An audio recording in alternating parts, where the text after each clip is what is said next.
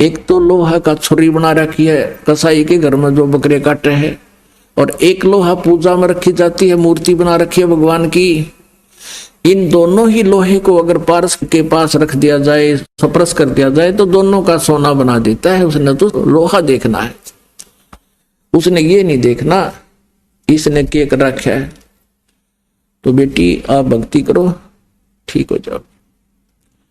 उस लड़की को तो ज्यादा लगन लगी, ज्यादा से ज्यादा भगवान के चरणों में रहने लगी, ज्यादा सत्संग सुनने आने लगी, कुबद त्याग दी। अब जो भक्त पहले महादुखी थे और उनको हो गया सुख परमात्मा के चरणों में, 10-10, 5-5 वर्ष हो गए थे, किसी ने 15 वर्ष हो गए थे। तो जब ये प्राणी सुखी हो जाता है तो फिर अपनी सोच से चलता है, भगवान वाली छोड़ देता है। जहां सत्संग होता था वहां वैसा आती थी वो लड़की, और वहां भगत जन लगे आपस में फुसर करने, भाई ये तो बात बिगड़ गई, बदनाम हो जावांगे, गुरुजी भी बदनाम हो जाएंगे, या ऐसी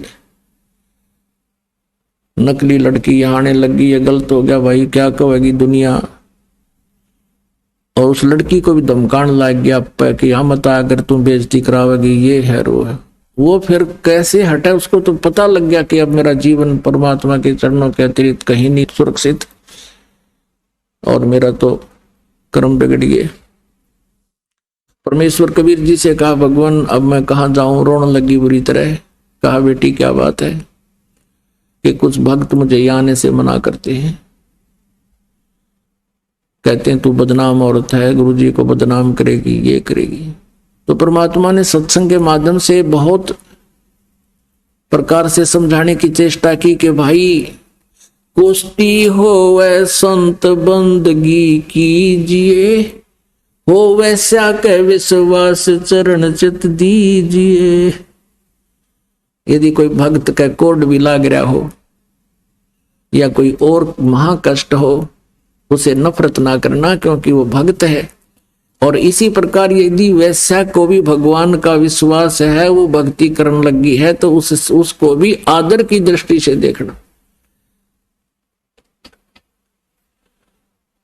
उसे नफरत ना करना। बहुत से उदाहरण भी दिए, लेकिन हम ढीठ हो जाते हैं, अपनी बुद्धि को ऊपर ही रखते हैं। और यही कारण था कि हम सुखी होने के कारण परमात्मा के शिष्य बन गए, हमने उस भगवान को पहचाना नहीं।